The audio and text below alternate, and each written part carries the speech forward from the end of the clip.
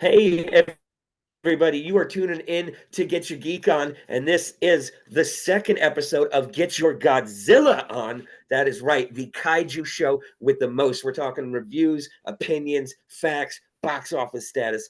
We, as always, are your host, Chuck Kiwatts. We got Danny B, and of course, the host with the most, the main man, the reason we're here, Monster Zero, aka Chris. And we want to start today off on a somber but positive note. And Chris, I will let you take it from here. Thank you. Thank you for the intro as always. You guys are always so lovely to be. You guys are always so wonderful, always so lovely, and I am so honored to be here and being able to do this with you guys. Get your geek on. Thank you both. You both are lovely. I just have to say. And to start off on a somber note, I wanted to say this episode 2 of Get Your Godzilla On, is dedicated to my late great aunt Gladys. The reason I do this, the reason why I'm into Godzilla. May you rest in peace.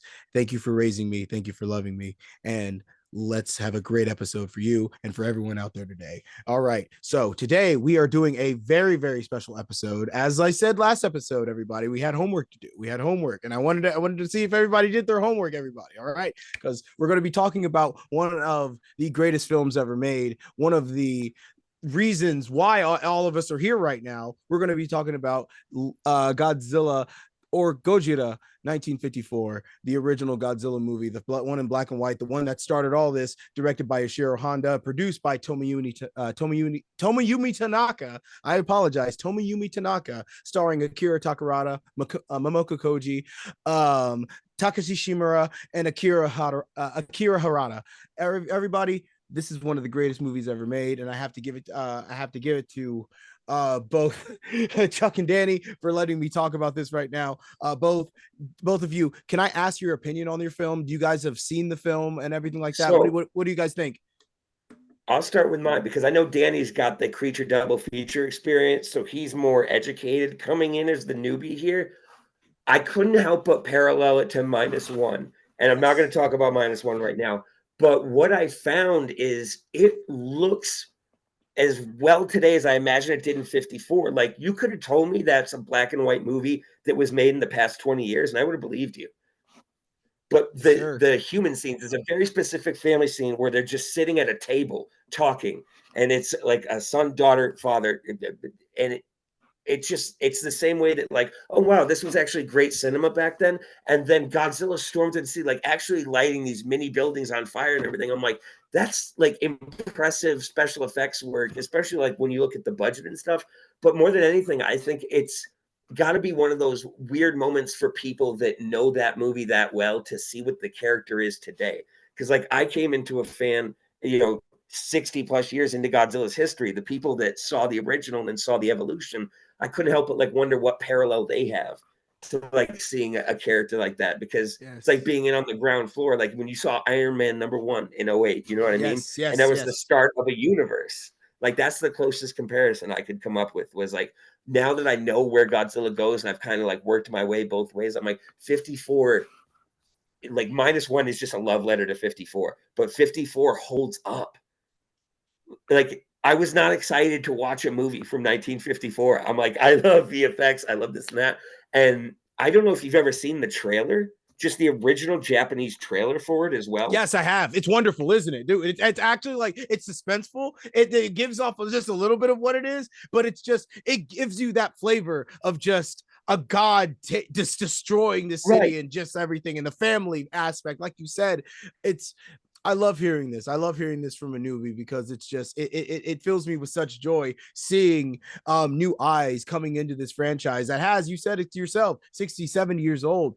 It's beautiful and it's wonderful, because you, like you said, that's an amazing comparison. How you said to Iron Man to Godzilla, just seeing this new universe start without really knowing it, Right. bro. That's fantastic. I love that. I've never heard that comparison. Like You're when the you first. saw Iron Man 1 and at the end he's like, I'm Iron Man, you're like, oh, some cool shit's about to happen, but you couldn't explain Endgame.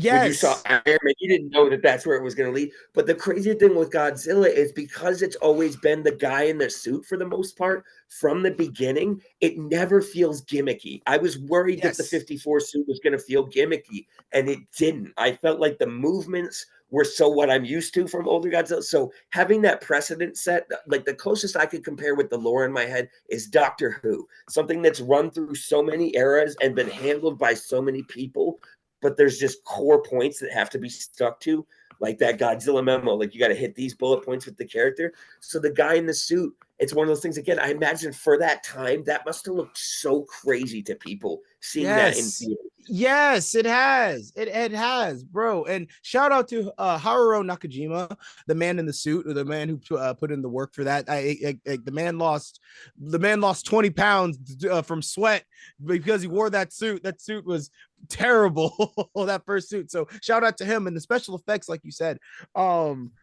Were done by the goat, and it's just incredible just seeing how they hold up, because and the black and white and everything makes Godzilla look more monstrous. It shades him a certain way. Like you said, his movements in the suit, because it was so heavy, they were just so unnatural and just so unnerving. Seeing and the people in the Japanese theater, and when he was attacking the Ginza district, and it's a reference in -1. You see him destroy that like theater thing when he Yeah, like body checked it and shit. That's a reference to when he destroyed it in the 54 film with his tail. Like you see it exactly. And apparently during that scene in the 50s, when people saw that, some of them got really freaked out for a second because they've never seen somewhere where they're at be destroyed yeah. by a monster. So it was surprising to them. So that's why Danny, this.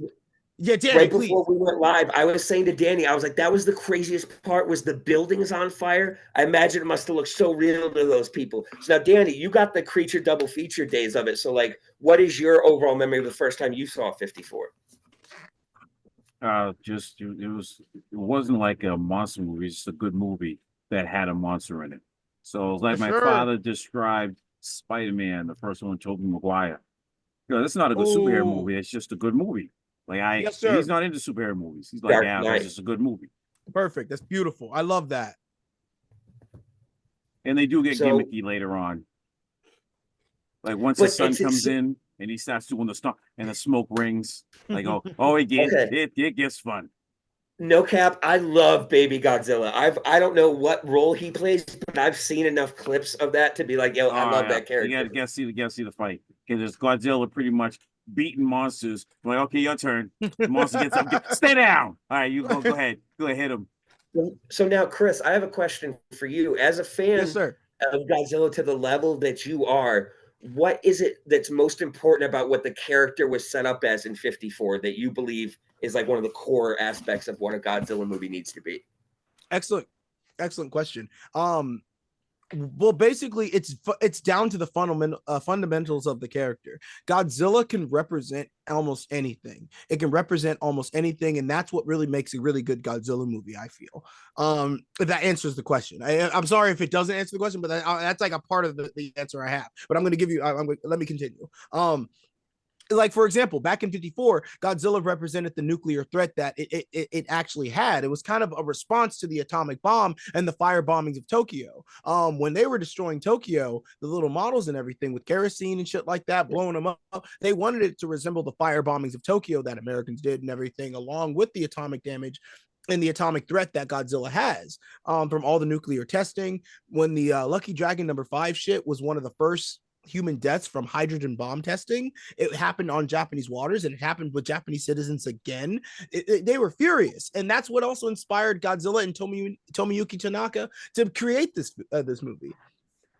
And that's what's beautiful about the first film, because it represents their fears, their anxieties, and everything they had back in the day, with just with this monster. And this monster came out of the ground, and there's nothing they can do about it. They sent their bombs, they sent their tanks, they had scientists and shit after it, and it just destroyed everything. It was a god just having its way with the city and with the country that didn't deserve it at the time after going through shit. I mean, like they just didn't they like these citizens didn't do anything. They were just there living their lives, and then here comes this thing that they can't stop, they can't even fathom, that just destroys everything, and then it just goes away.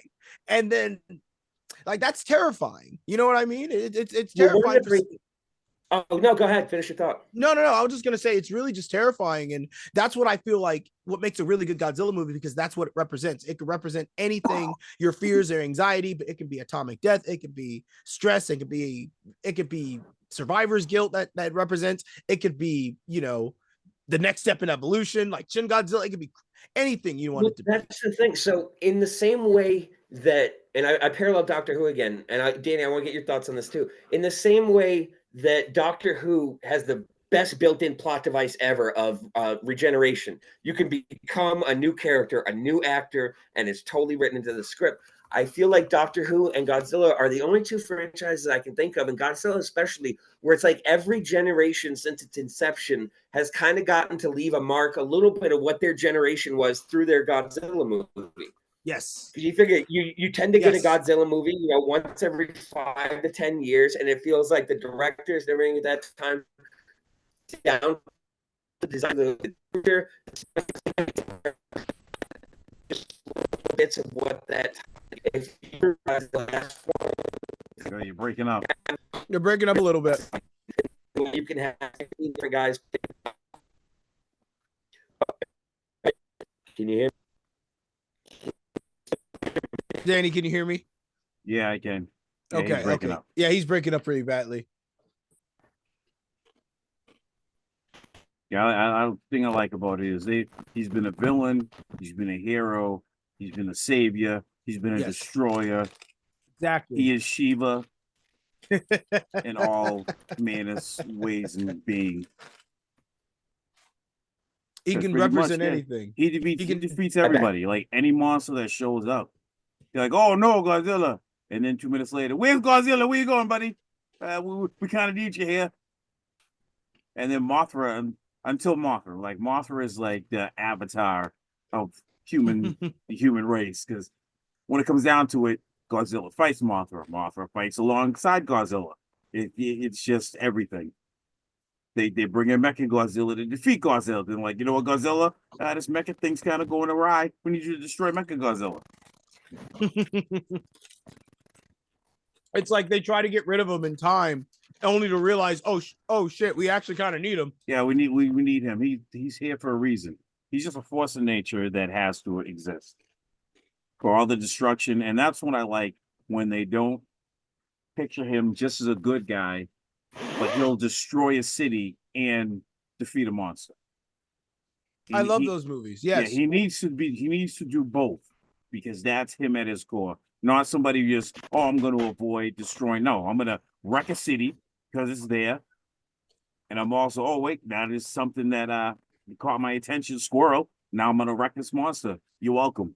And as I leave, I'm tail whapping every building in sight. I love films that end that way. There are several that end that way, and they're wonderful. They're absolutely wonderful. And then he just slides out to the water, swims off. As he comes on, so the movie starts as he comes on the shore. Oh no, Godzilla! Oh no! And then as he swims away, an hour and a half later, there's a little kid. Bye, Godzilla. Oh, we miss you. Bye, Godzilla. Come back, come see us again. It's like, yeah, whatever, dude. He's just drifting off. Yeah, he could be really whatever the writer intends him to be. He's so flexible. And that's part of the reason why he's been around for so long. Let's be honest.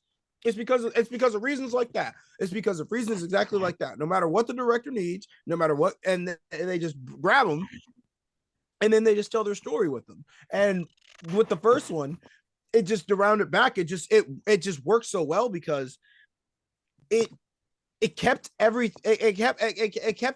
fears and anxieties where it needed to be for them just to keep going with it. It did so well. They were just like, yep. And I think they made another one in less than like a year, which is crazy. But we'll talk about the second one. We'll talk about the second one later. Yeah, the next episode. Yeah. It was a good kicking off point. Like it was genius to a dinosaur that just evolved due to real life. So it's like, what if this really happened? Exactly. Keep it grounded and gritty. What if this really popped off? How is that going to go down? And there it is, which is just, no. And but the creature double feature of it is what I was afraid of when they did Kong versus Godzilla. Is Godzilla beat everybody until he fought King Kong, then somehow he'd lose. And that always infuriated me as a kid. And I didn't see the movie in the theater because I was saying if King Kong wins, I want my money back. I'm not dealing with this. So when I watch it and Godzilla killed him twice, then I knew, okay, I can deal with this version of Godzilla.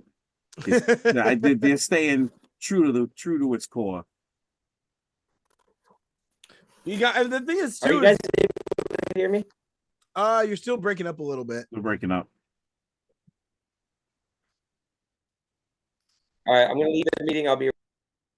All right. Okay. We'll continue. Yes. Everybody, don't worry. But yeah. Soon we'll get to the first, like when we get to, what was it, 84? That was the first American version where they pretty much took the movie. Oh, in 98, you mean? Yeah, 90, yeah. And no, Perry Mason. Oh, Godzilla, yeah, Godzilla 1985. Yep. They just took the movie, shot his scenes, threw it together. Man, here it is. They actually, and they had the sequel, and they actually brought him back for that. That was near the end of his life. During the Ironside days. That was I love that film, that specific version, because that is the first Godzilla movie I saw, but it's also that I love that one because he wrote a speech that I feel is very appropriate that represents Godzilla in such a way that I feel like is more described and like more taken seriously than the film itself originally gave it in 84. That I would consider that the ending speech fits that movie better than what the original intention was for that release. But and that's just a take I have. It's, if I can send it to you both and just you guys can compare and contrast yourselves. But when we get to that film, it's more, I can go more in depth about it and stuff like that when we eventually get to it and to get your Godzilla on stuff. So everybody's gonna have to stick around so you can hear our thoughts about that. Like around that time, the Godzilla movies they were more campy. They were, and then they wanted to that one took kind of a more serious tone, but they still didn't take it like, okay, this is going to be like a serious kind of film.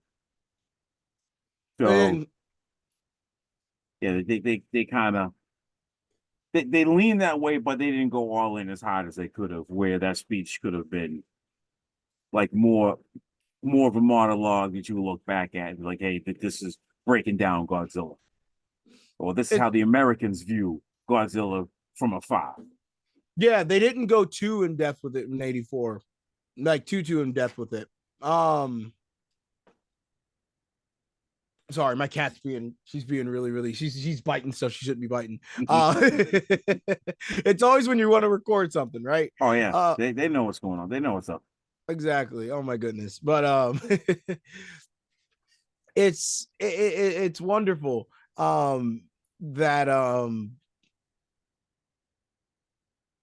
that film and these films have a specific tone that they want to do specifically with it, because when you stop and think about it, that one and the first Godzilla movie, the one we're talking about, 1954, and we can include the King of the Monsters version, Godzilla 1955. It was in 1955 they released King of the Monsters version with Raymond Burr.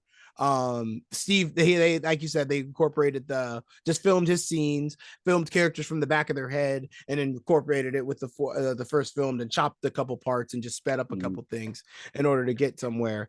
And back to that film, I want to say, so that film specifically is the version that I watched growing up, which led me into getting into the Godzilla franchise more.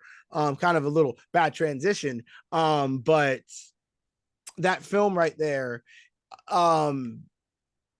it got me and a bunch of other people into it, and got me more curious about the original film. That made me look back into it and looked into the history of it more, which got me into my love of the film and just filmmaking in general today. When I stop and think about the first film, Godzilla 1954, I think about all the trials, tribulations that those artists and other people had to go through in order to get their vision taught and get their vision spoken, just so they could share it with the world and be taken seriously, and to get this crazy franchise. And even to round back to what Chuck said earlier in the show, that they didn't know that this was going to be the start of something bigger. They were just watching a story of people telling what they wanted to tell, just in a way where it could be viewed for generations at a time and stand the test of time as being one of the greatest films ever made. And I believe that it has, genuinely. I believe that the first film does hold up and does, you can see the vision of what Ishiro Honda was trying to tell, and the scary things about what they were trying to do. Hey, buddy. Might be back. Let's see.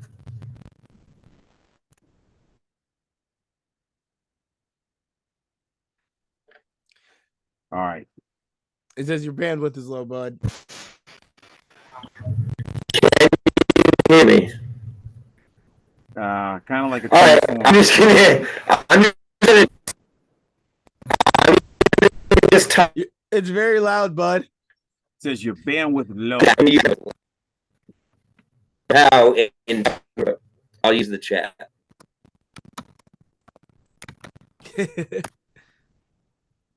Oh, okay. He's gonna chat it up. You gonna chat it up? Okay, cool. Yep. I think yeah, that gets recorded on there too. It's like that was like it's kind of like what happened with Star Wars. Make the first one, take a chance, it pays off. And that one worked because he got the merchandising rights, and pretty much he paid for the next two movies himself. So he didn't have to go to a studio. So it was an independent film.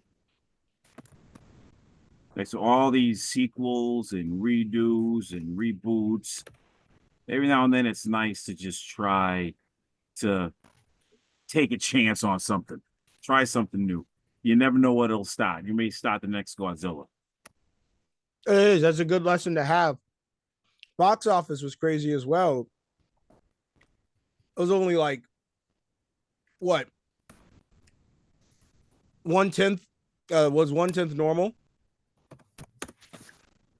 And Chuck is asking me what about the story hits me the most specifically. I would just say there's an angle, a symbolism.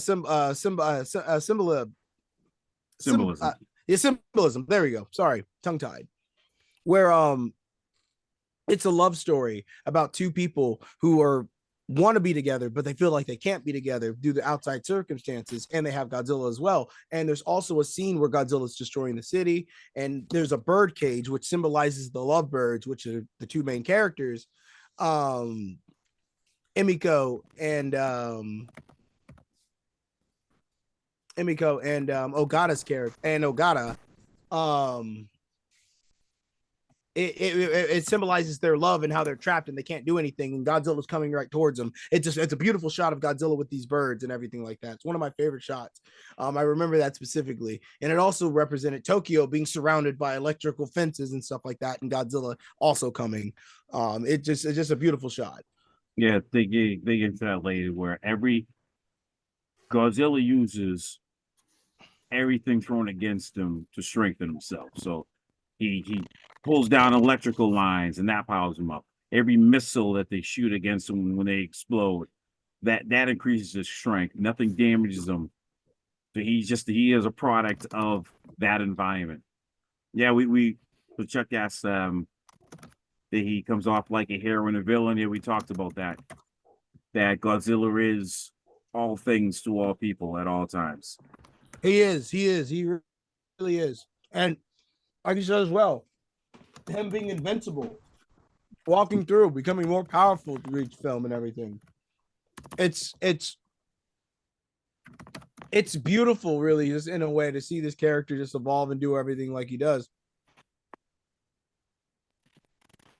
Chuck says in the chat, how does Japan kind of heal about the nuclear attacks and putting these movies where he destroys Japan? In a way, it's just, not just it's more you're trying to make sense of something that makes no sense. It's kind of like The Color Purple is, or Roots. That doesn't heal the pain. It just you get to tell your story. You get to express it, and that's cathartic in its own way. It doesn't. It by no means fixes anything. Doesn't do anything for anything. But it just helps get your story out so other people can kind of see things from your perspective. So that like that says this monster had nothing to do with them. They didn't create it. They were a victim of circumstance, and all this monster did was taking that trauma. It's pretty much the living embodiment of all the trauma they suffered. So they had to face it yet again. It's like that memory that just doesn't go away. And it's like, well, just get over it. Well, it kind of can't because it keeps on coming back and slapping up cities. So it's a little difficult to just kind of get over this. It's like a storm. He's a storm that shows up. He doesn't judge. He doesn't think. He just attacks. He just shows up, and it's something they deal with. It was like the bombings they went through, the fire bombings they went through. Yep. Perfectly said, Danny. Perfectly put. Chuck said he feels like Stephen Hawking typing in the chat and us reading it back and forth. Hello. Yeah. Gotta get one of those sweet wheelchairs. Well, that's one of my supervillains. Well, actually, he's the anti-hero. He goes around and he just shoots people in the kneecaps. And then he also owns a wheelchair store. He also owns a wheelchair store, he says. Right. So as he takes you out, like, I'm a hitman. I'm taking out your kneecaps. And then, you just happen to need a wheelchair? I know a guy. Oh, my God, bro. He's setting them up, bro. He's setting them up. Never go out of business. It's a good deal. Give him back to the people. Good.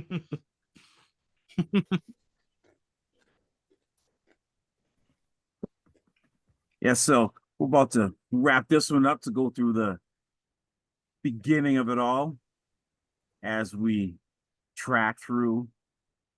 I guess we're gonna since we're gonna break them down into eras, we'll go through the first, what is it, 3 or 4? I think there's 4 eras now. So yeah, so once we get through this first era, we'll take a pause and talk about that first collection.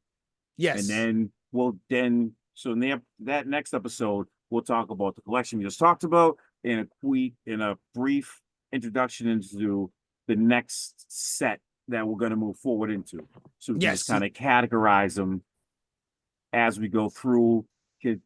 If as you watch them, that there is a tone change and it's kind of abrupt, but it's good to have a little bit of the story going into it, because then when you watch it, it makes more sense than from like I was just catching it from like Preacher Double Feature, and you would just see what they showed you, and you could tell the difference, but it was like nonsensical. You didn't realize there was an actual like thread throughout the whole thing. Yeah, no, exactly. I feel that, man. Hey, totally.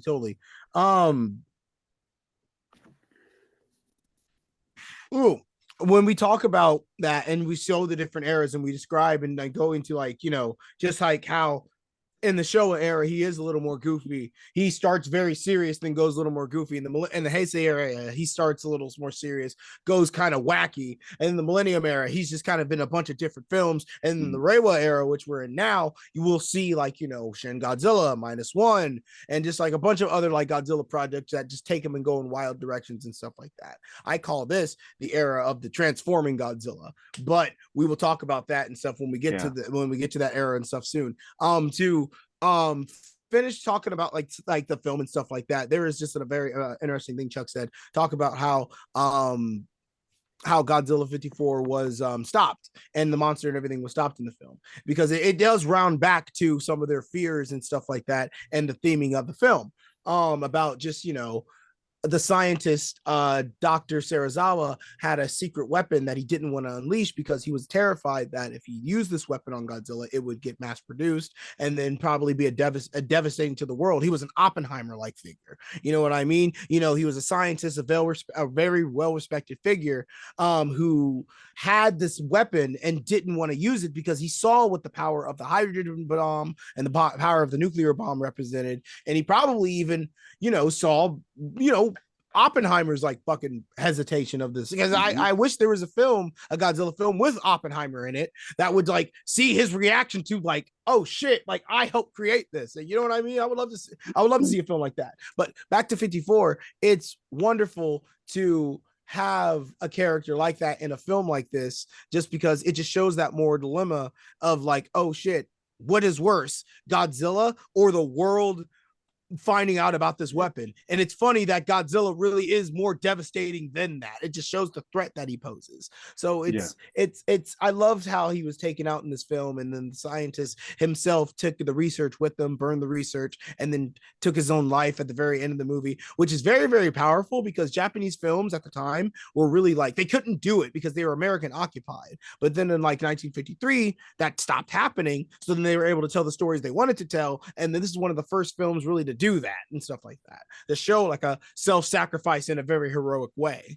And it's funny because it's also kind of the opposite of -1 in a way, but we can talk about that here in a little while. It's great. Just it's really great that you have this ending and you can just interpret it any way you want to, and you can also just see the character's dilemma and the story come together and round it together in a way that ties it in a bow. It doesn't end very happily. It ends with the whimper. It's a beautiful ending. You see everybody more in the scientist. You see everyone more in Serizawa, and they just say like, if the hydrogen bomb testing keeps happening, Godzilla can resurrect again, and it just gives that warning. It's like, hey, we gotta do something about this. Yeah, exactly. We do gotta stop. And it's nice seeing that the film's message at the end is just very nice and subtle and very, it's just very, very nice. It's a very, very nice ending. Oh, I think Chuck disappeared again. All right. Well, hopefully we can get his bandwidth corrected for the next episode, so we can see the movie number 2. I gotta stop getting distracted by Baby Godzilla. Bro, I love Baby God. I can't wait to talk about Baby Godzilla. Oh my goodness! Yeah, I watched it. Then I'm like, you know what? Let me pause this and go a little forward and start watching some Baby Godzilla. And then I watch the whole thing. It's like, okay, I should probably stop. Yeah, like once we get there, I am there. Can you hear me now? Yes. Yes. Good. Yes. Good. You're just in time to close Yeah, I out had to the switch show. my phone, so I wanted to hit for the wrap up. So yeah, guys, we're actually going to continue this on to another quick video about -1 that we're going to tack on here. We want to thank you for checking out 1954 with us. Definitely let us know in the comments what you thought. Chris, what's the next movie you want to hit for people to watch? Next movie in the timeline. Yeah, we're doing the timeline. Yep, I just want to get the title out. That's all I'm saying. I don't have my accessories in front of me. Godzilla Raids Again. Okay, Godzilla Raids Again. We're going to be checking that out, and head on over to our bonus clip. We're going to talk about the amazing -1 news. Forget your Godzilla on. You've had your host, Monster Zero. I've been Chuck Kiwas, and we got Danny B as always. You guys check us out on all the socials and follow Monster Zero and Louis Duran, because they're fucking awesome on the weekly Wednesday streams. Love you guys. See you in our bonus episode.